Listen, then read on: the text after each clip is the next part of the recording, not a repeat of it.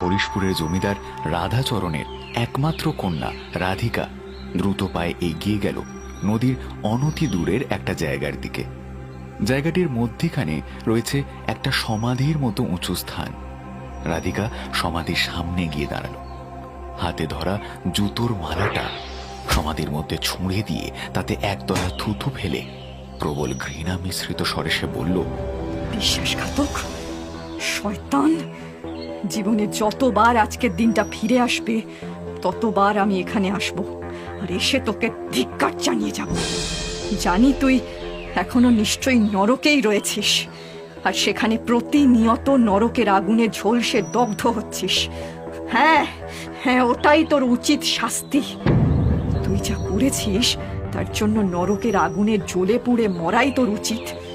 ঘৃণ্য কীট কোথাকার! যতদিন আমি বেঁচে থাকবো আমি এখানে আসব, আর এসে এইভাবেই তোকে ধিক্কার জানিয়ে যাব, কারণ তোর জন্য আমার জীবন নষ্ট হয়ে গেছে। ঈশ্বরের কাছে প্রার্থনা করি তুই যেন এক মুহূর্তের জন্য শান্তি না পাস। জমিদার গিন্নি হন হন করে বেরিয়ে গেল। অন্যদিকে ঠিক সেই সময় নদীতে একটা নৌকা এসে থামল।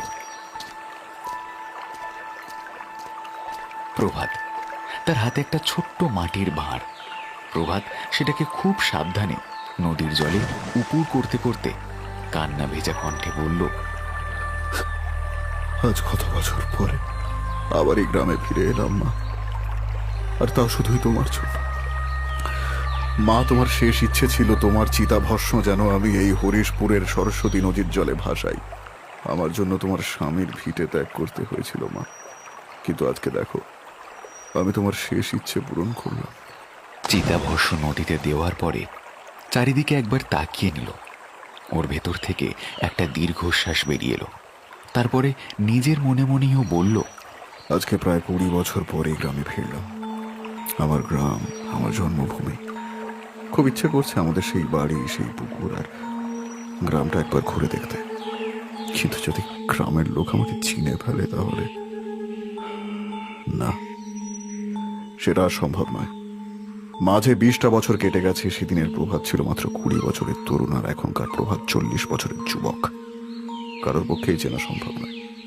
যাই, বরং একটু ঘুরে দেখে আসি আমার গ্রামটাকে। যেমন ভাবা তেমন কাজ। প্রভাত ধীর পায়ে গ্রামের মধ্যে ঢুকে পড়ল। গ্রামের মাঠ, ঘাট, পুকুর, গাছপালা সব দেখতে দেখতে সে নিজের বাড়ির কাছে গিয়ে উপস্থিত হলো। সেই একচালা বাড়িটা আজকে যেন পরিত্যক্ত স্থানে পরিণত হয়েছে, আর